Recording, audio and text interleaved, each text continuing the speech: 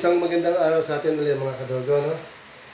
Mr. Doggy Style TV, meron lang akong share na experience ko. Kasi natuwa lang ako, no? Dahil, can you imagine na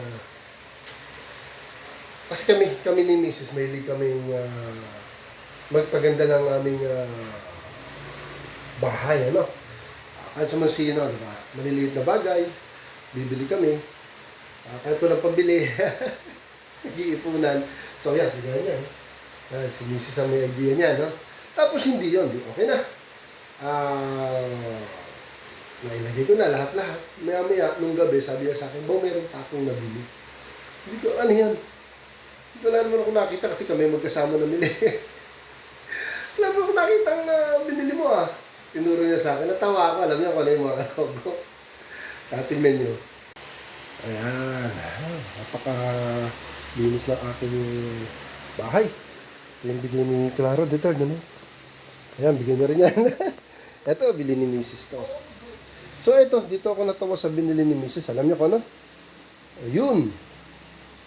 Sabi ko, hindi ko nakita ang binili mo yan. Laki-laki niya, pero yung ulo, yung tripod gawa ko lang yun. Bumili ka niyan. Bakit? Wala na daw, gusto niya lang daw may susuklay-suklay yan. Sira ulo, parang bumalik sa pagkabata. Pero ang ganda niya, rubber siya. Oh. Rubber siya. Hilig yung bumili ng ganyan, yan. Siya bumibili niyan, yan. Ayan din. Kaya lang dito natawa ako dahil nga, parang laruan, naglalaro lang siya, nagsusuklay-suklay. Kasi nung dati, nung ilan-ilan pa lang ang anak namin, mga kadogo, no? Mahilig kasi ko yung pag-aralin ng misis ko kung ano yung gusto niya. Remember, inalaw ko siyang mag-aral uli. Kaya nakagraduate siya ng political science. Graduate yan. Okay? Tapos noon pa, pinag-aaral ko yan ng cosmetology sa TESDA dyan sa City Hall.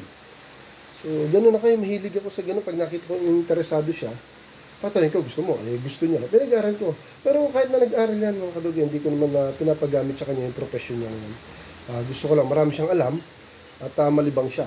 Ayokong magtrabaho, siyempre. Hindi ko naman pwedeng pagtrabaho yung wife ko dahil may edad na rin.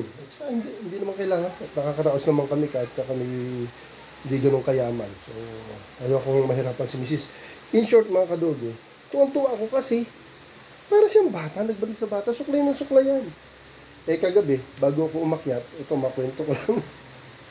Bago ako umakyat, niligay ko sa CR. Hinahanap niya nung gabi, gumising hinahanap. Saan yung yung binili kong ulo na may wig. Then, sinabi ko sa kanya, niligay ko sa CR. Sabi ko, para pag may pumasok sa CR matakot. Yung joke lang. Ilan lang kami dito, 4 lang kami. So, binaba niya kagad. Kinuha niya kagad kasi ang concern niya, baka mabasa, masira. Wala lang, nakakatuwa lang. Senior ko lang nakakatawa kasi para siyang bata. Gustong-gusto ko yung gano'n. Masaya siya sa simple way. Yan, bilhin niya yan. Isa-isa niya. Kahit wala siyang pera, iipon siya. At 300, 200 yata yun. Saan niya kinukuha yung mga? Yan. Siya, design niya. Yan. Mahilig magpaganda ng bahay yan eh. Yan, siya yan. Yung mga yan. Ito, galing kay Cyril naman yan, no? Yan, ganyan siya kahilig talaga. Ito, bilhin niya yan. Bilhin niya yan. Ayan, bilhin niya yan. Okay? So, kinuwento ko ng mga kadogo, nakakatuwa. Laki ng puso, nakala mo yung parang bata si Mrs. Di ba? So, ayun. Natuwa lang talaga ako, kaya kinontent ko to, binlog ko to. Hanggat walang tao. Ako lang mag-isa dito, walang tao. So, ayun lang, dito muna mga kadogo. Kinuwento ko lang.